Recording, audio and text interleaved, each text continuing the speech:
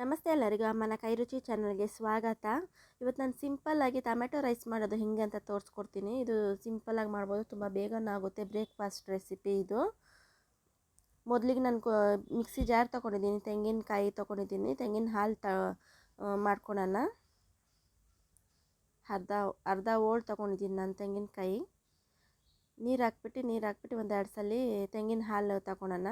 Next ಒಂದು ಪಾತ್ರದಲ್ಲಿ ಎಣ್ಣೆ ತೊಗೊಂಡಿದ್ದೀನಿ ನಾನು 4 ಸ್ಪೂನು. ನೀವು ಎಣ್ಣೆ ಬದಲು ತುಪ್ಪ ಆದರೂ ಹಾಕ್ಕೋಬೋದು, ತುಂಬ ರುಚಿ ಬರುತ್ತೆ. ನಾನು ಎಣ್ಣೆ ಹಾಕ್ಕೊಂಡಿದ್ದೀನಿ. ಸೋಂಪು ಮತ್ತು ಮರಾಠಿ ಮೊಗ್ಗು, ಚಕ್ಕೆ, ಲವಂಗ ಮತ್ತು ಕಸ್ತೂರಿ ಮೇಥಿ ಹಾಕ್ಕೋತಾ ಇದ್ದೀನಿ ನಾನು.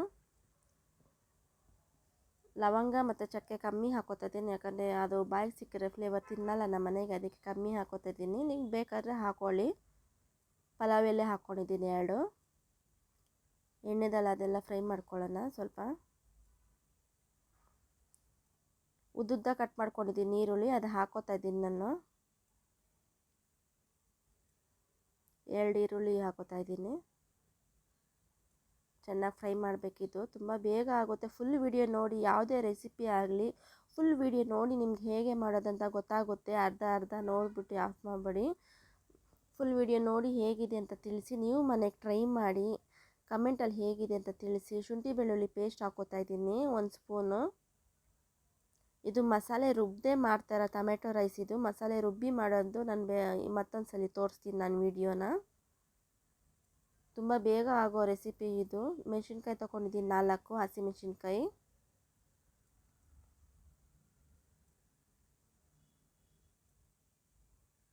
ಪುದೀನ ತೊಗೊಂಡಿದ್ದೀನಿ 1 ಹಿಡಿ, ನಾನು ಚಿಕ್ಕ ಪೀಸ್ ಕಟ್ ಮಾಡ್ಕೊಂಡಿದ್ದೆ, ಅದು ಹಾಕ್ಕೋತಾ ಇದ್ದೀನಿ. ನೀವು ಲಾಸ್ಟಲ್ಲಾದರೂ ಪುದೀನ ಹಾಕ್ಕೋಬೋದು. ನಾನು ಇವಾಗಲೇ ಎಣ್ಣೆದಲ್ಲಿ ಫ್ರೈ ಮಾಡ್ಕೋತಾ ಇದ್ದೀನಿ ಪುದೀನಾನ. ಚೆನ್ನಾಗಿ ಎಣ್ಣೆದಲ್ಲಿ ಫ್ರೈ ಆಗಬೇಕು. ಶುಂಠಿ ಬೆಳ್ಳುಳ್ಳಿ ಪೇಸ್ಟು ಮತ್ತು ಈರುಳ್ಳಿ, ಪುದೀನ ಅದೆಲ್ಲ ಎಣ್ಣೆದಲ್ಲಿ ಫ್ರೈ ಆಗಬೇಕು.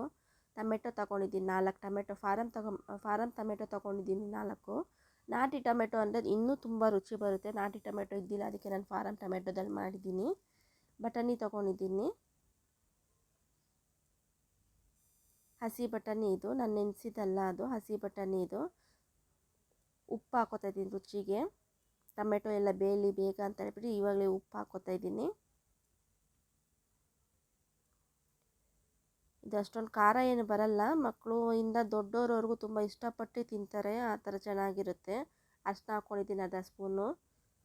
ನಾನು ಕಾಶ್ಮೀರಿ ಚಿಲ್ಲಿ ಪೌಡ್ರು 1 ಸ್ಪೂನ್ ಹಾಕ್ಕೊಂಡಿದ್ದೀನಿ. ಆಮೇಲೆ ಗರಂ ಮಸಾಲ 1 ಸ್ಪೂನ್ ಹಾಕ್ಕೊಂಡಿದ್ದೀನಿ. ಕಾಶ್ಮೀರಿ ಚಿಲ್ಲಿ ಪೌಡ್ರು ಕಲರ್ ಬರುತ್ತೆ, ಸ್ವಲ್ಪ ಖಾರ ಕಮ್ಮಿ ಆಗುತ್ತೆ, ಮೀಡಿಯಮ್ ಆಗಿರುತ್ತೆ ಇದು, ಅದಕ್ಕೆ ಅದು ಹಾಕ್ಕೋತಾ ಇದ್ದೀನಿ. ನೀವು ಖಾರ ಜಾಸ್ತಿ ತಿನ್ನೋರು ಬೇಕಾದ್ರೆ ಇದು ಮಾಮೂಲಿ ನಾರ್ಮಲಾಗಿ ಚಿಲ್ಲಿ ಪೌಡರ್ ಇರುತ್ತಲ್ಲ ಅದೇ ಹಾಕೋಬೋದು. ಚೆನ್ನಾಗಿ ಎಣ್ಣೆದಲ್ಲಿ ಫ್ರೈ ಆಗಲಿ ಅದು. ನೋಡಿ ಎಣ್ಣೆ ಎಲ್ಲ ಸೈಡಲ್ಲೆಲ್ಲ ಬಿಟ್ಕೋತಾ ಇದೆ, ಎಣ್ಣೆದಲ್ಲಿ ಚೆನ್ನಾಗಿ ಫ್ರೈ ಆಗ್ತಾಯಿದೆ. ಅಕ್ಕಿ ತೊಳ್ಕೊಂಡಿದ್ದೆ ನಾನು 3 ಗ್ಲಾಸ್, ಅದು ಹಾಕ್ಕೋತಾ ಇದ್ದೀನಿ ನಾನು. ನಿಮ್ಮ ಮನೆಗೆ ಯಾವ ಅಕ್ಕಿ ಯೂಸ್ ಮಾಡ್ತೀರಾ ಆ ಅಕ್ಕಿ ಹಾಕ್ಕೊಳ್ಳಿ, ಚೆನ್ನಾಗಿ ಬರುತ್ತೆ.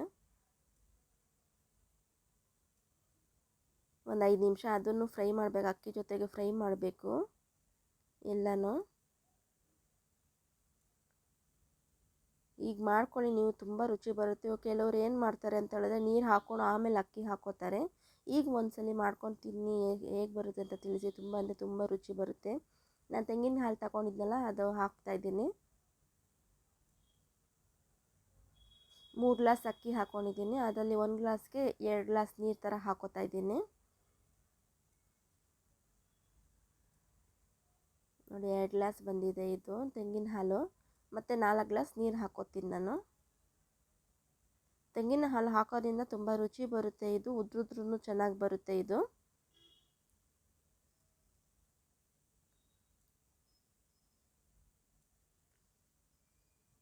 ಕರೆಕ್ಟಾಗಿ ಮೆಜರ್ಮೆಂಟ್ ನಾನು ತೊಗೊಂಡಿದ್ದೀನಿ. 1 ಗ್ಲಾಸ್ ಅಕ್ಕಿಗೆ 2 ಗ್ಲಾಸ್ ನೀರು ಥರ ತೊಗೊಂಡಿದ್ದೀನಿ.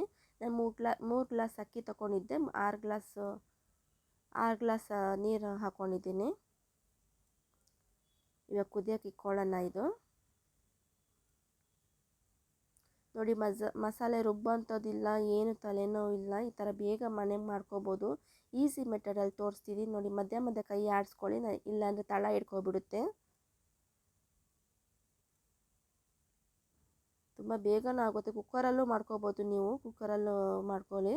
ನಾನು ಯಾವಾಗಲೂ ಪಾತ್ರದಲ್ಲಿ ಮಾಡ್ತೀನಿ. ಮಧ್ಯೆ ಮಧ್ಯೆ ನಾನು 3-4 ಸಲ ಕೈ ಆಡಿಸ್ಕೊಂಡಿದ್ದೀನಿ, ಯಾಕಂದರೆ ತಳ ಹಿಡಿಬಾರ್ದು ಅಂತ.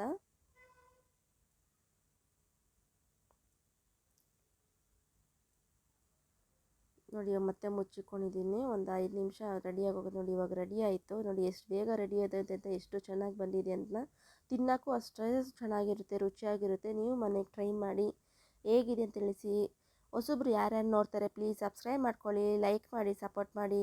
ಬೆಲ್ ಐಕನ್ನ ಆಲ್ ಅಂತ ಮಾಡ್ಕೊಳ್ಳಿ. ನಾನು ಹಾಕೋ ಎಲ್ಲ ರೆಸಿಪಿಗಳು ಫಸ್ಟ್ ನಿಮಗೆ ನೋಟಿಫಿಕೇಷನ್ ಬರುತ್ತೆ. ನೀವು ಸುಲಭವಾಗಿ ನೋಡ್ಬೋದು, ತುಂಬ ಈಸಿಯಾಗಿರುತ್ತೆ.